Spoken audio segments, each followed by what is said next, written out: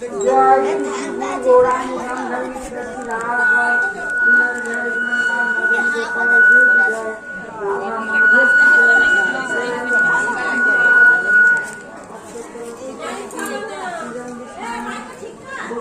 राधा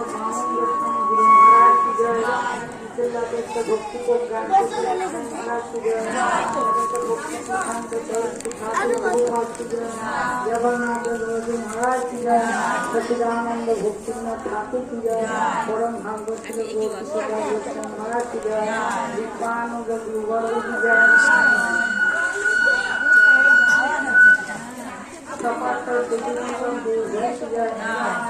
जय श्री राधा माधव मंदिर की जय वैष्णव की जय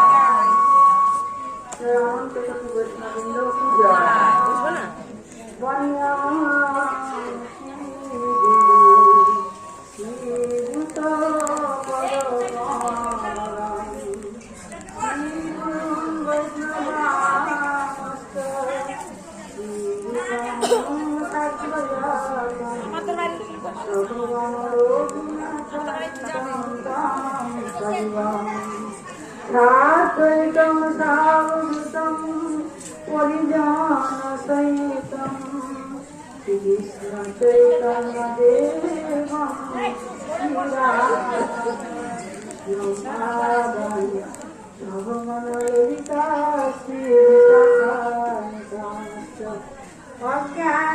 अज्ञानतिमिरान्धस्य ज्ञानाञ्जनशलाकया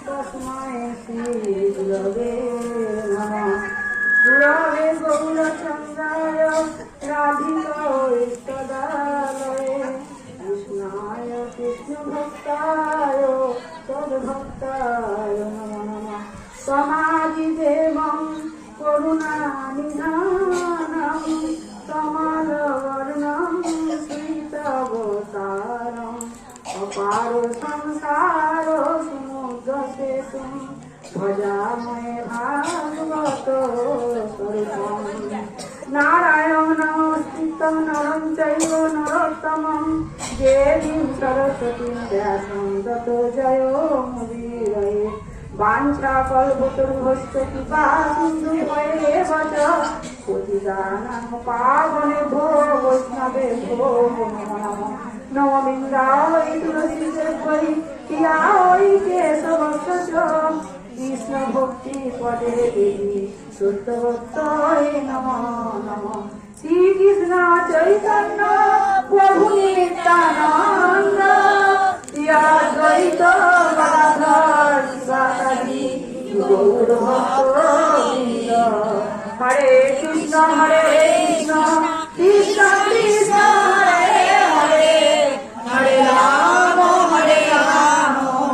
राम राम हरे हरे श्री गुरु वैष्णव भगवान के स्मरण है सर्वविघ्न विनाशम अस्मदीय गुरुपाद कर्म जगत गुरु भक्ति वेदांत बामन गोस्वामी गुरु महादेव चरण कमले आमार असंख्य प्रणाम गौड़ीय सृजन निवासगण आचार्यगण और रूपानुग गुरुवर्ग चरणे आमार असंख्य प्रणाम राधा मदन गोपाल मंदिर शिक्षा गुरु श्रीबंश बिहारी प्रभु एवं कृष्णमयी माताजीर चरणे आमार प्रणाम समागत सुधी सज्जन भक्तबृंद मातृमंडली और नियालीपाड़ार भक्तबृंद चरणे आमार असंख्य प्रणाम रूपानुग गुरुवर्ग और समस्त भक्तबृंद आपनारा आमाके आशीर्वाद करुन जेन आमी सामान्य एकटू এই ভগবানের কথা এনারা আমাকে আদেশ করেছেন আমি কোনো ভাগবত কথা বলতে এবং আলোচনা করার মতন যোগ্যতা আমার নেই আমাকে অনুরোধ করা হয়েছে এবং আদেশ পালন করার জন্য আমি বৈষ্ণবদের মুখে যেটুকু শুনেছি সেইটুকু বলার চেষ্টা করব যদি কোনো আমার ভুল ত্রুটি হয় আপনারা আমাকে ক্ষমা করে দেবেন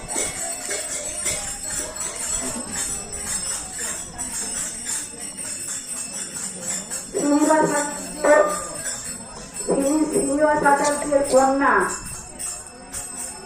এই হেমলতা দেবী, ওনার এখানে বিবাহ হয়েছিল শ্বশুর বাড়ি বহরমপুর ওই পারে, গঙ্গার ওই পারে।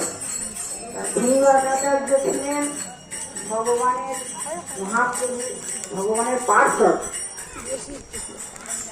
যত মহাপ্রভুর ভক্তগণ সব আছেন এই ধামে বা সমস্ত দেশে দেশে যত সব ভক্ত জন্মেছেন সব মহাপ্রভুর পার্শ্বদ এনারা, বড় বড় ভক্ত।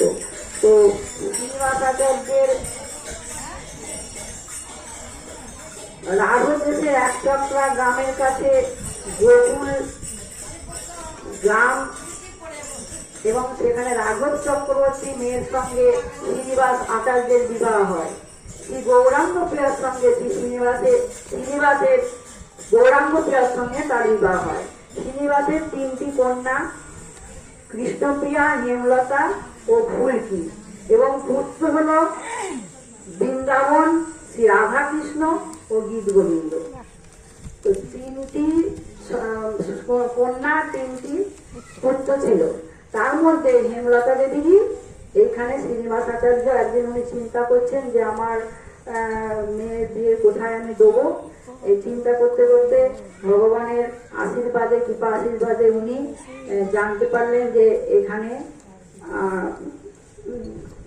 বিবাহ দেওয়ার যাবে। তখন তিনি এইখানে ওই শ্রীনিবাসাচার্য হেমলতা ঠাকুরানীর সঙ্গে, আর ওই গোপীজন বল্লভ হলো ওনার স্বামীর নাম, ওনার সঙ্গে দিয়ে দিলেন। তো হেমলতা ঠাকুরানী খুবই মানে ভক্তিময়ী, এবং তিনিও ভগবানেরই একজন ভক্ত, এবং তিনিও পার্শ্বদ ভগবানের। শ্রীনিবাস আচার্যের কন্যা মানে তো যেতে হবে না, তাই নরোত্তম, শ্রীনিবাস, শ্যামানন্দ এরা 3 জনা একদম অতপ্রত ছিলেন, বৈষ্ণবগণ ছিলেন। কেউ কাউকে না দেখে থাকতে পারতেন না, একসঙ্গে না থেকে থাকতে পারতেন না, অন্তরঙ্গ ছিলেন তাঁরা। তো এইখানে যখন জাহ্নবা মাতা অর্থাৎ নিত্যানন্দ প্রভুর স্ত্রী, 2 স্ত্রী, তার মধ্যে হচ্ছে বসুধা ও জাহ্নবা, আর পুত্রী হচ্ছে গঙ্গা, আর পুত্র হচ্ছে বীরভদ্র। তা বসুধা মায়ের কোনো সন্তান, জাহ্নবা মাতার কোনো সন্তান হয়নি।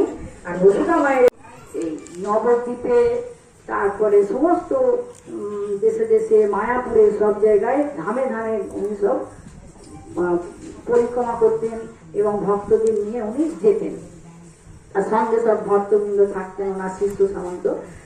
একবার ওনারা নবদ্বীপে অনুষ্ঠান করে, ভক্তর বাড়িতে সেখানে উৎসব করে, এইখান দিয়ে তাঁরা খেতুড়িতে যাচ্ছেন নরোত্তম ঠাকুরের, যেখানে খেতুড়িতে নরোত্তম ঠাকুরের যে উৎসব হয়, ওনার 6টা বিগ্রহ ছিল। তা সেই ওইখানে উৎসবের জন্য ওনারা এইখান দিয়ে, এই বহরমপুর দিয়ে, তখন কোনো রাস্তাঘাটে গাড়ি ঘোড়া তেমন ছিল না, হাঁটা পথে যেতে হতো। তখন তার ওনার সঙ্গে সমস্ত পার্শ্বদ ভক্তবৃন্দ নিয়ে এই পথ দিয়ে, এই গঙ্গার পাড় দিয়ে, মা গঙ্গার ধার দিয়ে, এইখান দিয়ে এইখান হয়ে যে তারা যাচ্ছেন খেতুড়িতে, সেই বঙ্গদেশে যাচ্ছেন। তো যেতে যেতে এইখানে এই হেমলতা মায়ের বাড়িতে উনি উঠেছিলেন। তা ওঠার পর এখানে তার সেবা শান্তি হবে। তাছাড়া ভক্তবৃন্দ সব, অনেক ভক্তবৃন্দ আসতেন, তো আর হেমলতা মাকে রান্না বান্না করে ভোগ লাগাতে হতো ঠাকুরের রাধা মাধবে। তো ওনারা তখন হেমলতা দেবী তখন ভক্তদের সেবা করে উনি শুয়ে পড়েছেন ক্লান্ত। সেই সময়তেই ওই সব ভক্তবৃন্দ, সব জাহ্নবী মাতা সবাই এসেছেন, এসে তখন এখানে উৎসব করেছেন। আর তখন ঘুমাচ্ছেন, আর ওরা ডাকেনি, সে ভক্তবৃন্দ সব, ওরা সব মা ক্লান্ত হয়ে যাবে এত সেবা করে, ডাকেনি। তখন ওই রাধা মাধব মন্দির থেকে তারা দুজনাই বেরিয়েছেন, রাধারানী আর কৃষ্ণ। ওনারা বেরিয়ে নিচে হাতে, হেমলতা দেবীর কষ্ট হয় বলে নিচে হাতে, এই যে সামনে পুকুরটি দেখছেন, এটা সাধারণ পুকুর নয়, এই পুকুরে ওই শাক হয়েছিল, আর ওই শাক, আর এখানে নাকি বেগুন হয়েছিল বৈষ্ণবের মুখে শুনেছি। ওই শাক আর বেগুন ক্ষেত থেকে বেগুন তুলে এই শুশুনি শাক, কলমি শাক এখানে সব হয়, এই এই এই কুণ্ড থেকে তুলে তখন উনি ওই রান্না করেছিলেন। আরও সব দিয়ে রান্না বান্না করে এই ভগবানের ভোগ লাগিয়েছিলেন। ভগবান নিজেই এসব রান্না টান্না করে ভোগ লাগিয়ে সব ভক্তদের খাইয়েছেন। ভক্তদের খাওয়ার পর যখন সবাই এবার চলে যাবেন তখন ওনার ঘুম ভেঙে গেছে। ঘুম ভেঙে বলছে যে আমি তো রান্না বান্না করেছি, সব তো ধোয়া মোছা পরিষ্কার পরিচ্ছন্ন করেছি, তাহলে রান্না বান্না কেই বা করলো আর কি করে কিলো ভক্তরা, আমার তো মনে হচ্ছে ভক্তবৃন্দ এখানে এসেছিল সব খাওয়া দাওয়া করেছে, প্রসাদ প্রসাদ পেয়েছে, তাহলে আমি তো তো বুঝতে পারছি না কি ব্যাপার। তখন চতুর্দিকে পাতা সব পড়ে আছে, সব রান্না বান্না সব কিছু মনে মনে ভাবছেন যে কি হলো কি করলো। ঠাকুরেরা রাত্রিবেলা ঘুমিয়েছেন, ঘুমাবারও স্বপ্নে ভাবছেন, তখন দেখছে কি রে ঠাকুরের ইয়েতে আঁচলেতে হলুদ লেগে আছে আর ওই শাক লেগে আছে। তখন হ্যাঁ শাক, উনি মনে মনে চিন্তা করলেন সর্বনাশ, আমার কষ্ট হয় বলে আমার আরাধ্য দেবী আমার রাধারানী আর ভগবান কৃষ্ণচন্দ্র রান্না করেছেন, রাধা মাধব রান্না করেছেন, আমি এত ঘুমিয়ে গেলাম, আমি এত মানে নিজেকে নিজে খুব দীনতা প্রকাশ করছে আর খুব কষ্ট পাচ্ছেন যে আমার জন্য আমার অভাবে আমি রান্না করলাম না, আর এই ভগবান এনারা রান্না করেছেন। তা একদিন ওরকম এই যে জানো আমার তারা এখানে এসে অনেকদিন এখানে অনেক নাম সংকীর্তন, তারপরে রান্না, ভগবানের ভোগ প্রসাদ, প্রচুর প্রচুর ভক্ত এই খিচুড়ি যাওয়ার পথে এখানে আসতেন। আর হেমলতা দেবী এখানে সব ভক্তদের উনি রান্না করে খাওয়াতেন। এটা খুব উল্লেখযোগ্য জায়গা। এখান দিয়ে শ্রীমন মহাপ্রভু, স্বয়ং মহাপ্রভু নিত্যানন্দ প্রভু এই গঙ্গার পাড় দিয়ে হেঁটে এই রাস্তা দিয়ে চলে গেছে। আমাদের এই এই নিরামিষ পাড়ার ভক্ত এবং গোয়ালজানের ভক্তরা এ কম ভাগ্যবান নয়। আর যদি ধামে বাস করতে যায়, তীর্থে যায়, কিন্তু যদি আর এইখানে যার বাস, যারা এখানে জন্মগ্রহণ করেছেন, গঙ্গার 5 কিলোমিটার দূরে, প্রত্যেক পূর্ব পশ্চিম উত্তর 5 কিলোমিটার দূরে যারা আছে তারা বলছে যে তারা সবাই ভাগ্যবান আর তারা সবাই গঙ্গার ভক্ত। আর যদি বলছে কোনো রাজাও হয়, কোনো রাজাও যদি হয়, কোনো বড় ব্যক্তিও যদি হয়, সে যদি গঙ্গার থেকে দূরে থাকে, কিন্তু একটা কুকুর যদি গঙ্গার ধারে বাস করে এবং মা গঙ্গার থেকে সেই চরণামৃত ভক্ষণ করে শুয়ে থাকে, তাহলে তার হচ্ছে সে আরো ভাগ্যবান। তাই বলছে গঙ্গার 4টে পার 5 কিলোমিটার করে আমাদের যদি কেউ বাস করে, সেটা খুব হচ্ছে আমাদের সৌভাগ্য। তাই হেমলতা দেবী একদিন এই পুকুরে নেমে এই ভগবানের ভোগের টাইম হয়ে গেছে বলে উনি ওই স্নান টান করে ওইখানেই উনি পরমান্ন রান্না করে, মনের সেবা, এটা মন সেবা, পরমান্ন রান্না করে ওই মধ্যে উনি ওখানেই ভগবানকে রাধা মাধবকে ভোগ দিয়ে দিচ্ছে, মানস সেবা করছে গঙ্গা। হ্যাঁ, এই যে ঘাট, এই গঙ্গার ঘাট। তখন ওনার স্বামী ভাবছেন যে অনেকক্ষণ গঙ্গায় গেছে স্নান করতে, এখনো তো আসছে না, গঙ্গায় দাঁড়িয়ে আছে, নড়ছেও না, চড়ছে না, কথা বলছে না, ও ভাবছে কি না কি হলো উনি ভাবছেন। তখন উনি গিয়ে ওই নাড়া দিয়েছে, যেই নাড়া দিয়েছে পরমান্নটা হাতটা পড়ে গেছে, আর হাতটা পড়ে গেছে। তখন যা উঠে এসেছেন, উঠে বলে তো হাত উঠে কি করে, বলছে আমি তো ভগবানের রান্নার দেরি হয়ে গেছে বলে মানুষকে ওখানেই আমি রান্না করে ভোগ লাগাচ্ছিলাম, আর তুমি গিয়ে আমাকে নাড়লে, আর আপনি গিয়ে আমাকে নাড়লেন, আর আমার পরমান্নটা পড়ে গেল, যে আমার ভগবানের ভোগটা বুঝতে গিয়ে আমার অসুবিধা হয়ে গেল। তো ও বুঝবে কি করে, সে বুঝবে না, যে ভক্ত সে বুঝবেন।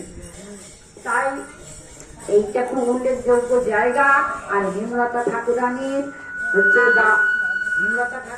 হচ্ছে বাবার বাড়ি এবং হেমলতা ঠাকুরানীর বাড়ি হচ্ছে এই কাটোয়ার কাছে চাকন্দি গ্রামে। শ্রীনিবাস আচার্যের জন্ম ওখানেই বাড়ি। আর জাজির গ্রামে উনি পরে উনি জাজির গ্রামে এসে ওইখানে ওই গ্রন্থ অধ্যয়ন করার জন্য ওখানে উনি থাকলেন, এবং ওইখানে সকলে মিলে ভক্তগণে ওখানে সবাই অনুষ্ঠান এবং প্রসাদ সেবা, ভগবানের ভোগ এসব লাগতো। শ্রীখণ্ড ভড্ডা, এই যে এখানে খুব উল্লেখযোগ্য এটাও।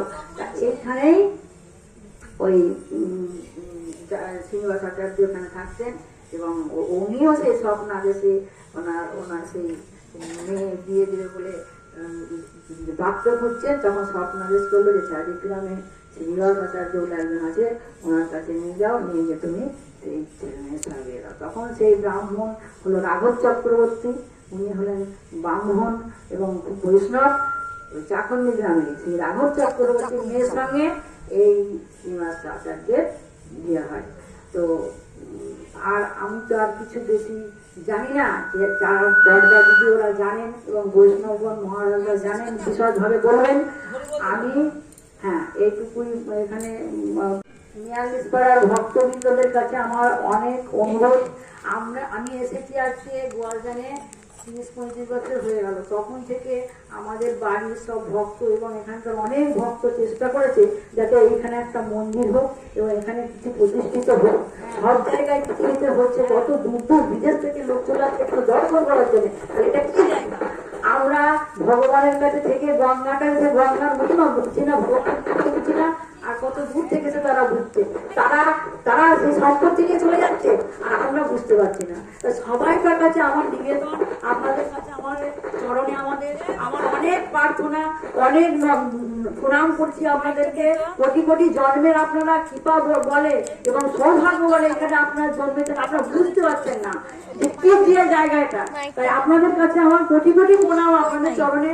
আপনারা যাতে এইটা হয় এবং কোনোদিন যদি হয়, আপনাদের রান্না করতে হবে না ঘরে, প্রসাদ খেয়ে আর ভগবানের নাম শুনে জীবন চলে যাবে। সেই জীবন কোথায় যাবে? আমার প্রাণটা ভগবানের কাছে যাবে, বৃন্দাবনে চলে যাবে। সংসারের এই কষ্ট থেকে, গীতার জ্বালা থেকে আমরা যেন সেই রাধা মাধবের সেবা করে এইখানটা প্রতিষ্ঠা তৈরি করতে পারলে আপনাদের এই কি বলে দেশ বিদেশের চ্যানেলে আপনাদের নাম চলে যাবে আর আপনাদের কত জয় জয় করবে। আপনারা কি সেটা চান না? আপনারা চান যেন এখানে কিছু হয়। আপনাদের কাছে আমার অনেক নিবেদন। আরো ভক্ত আছে, তারা দিতে চাইছে, তাদের কোনো নাম থাকবে না, তারা এখানে কোনো আসবে না, টাকা পয়সা দেবে, মন্দির করে চলে যাবে। হ্যাঁ, এই জন্যই বলছি যে আপনারা এখানে কিছু প্রতিষ্ঠিত করুন। হরে কৃষ্ণ, হরে কৃষ্ণ। আপনারা ক্ষমা করবেন, আমার কোনো যোগ্যতা নাই বলার। দিদি এলে ভালো করে বলতে আমি এইটুকুনি বললাম। হরে কৃষ্ণ।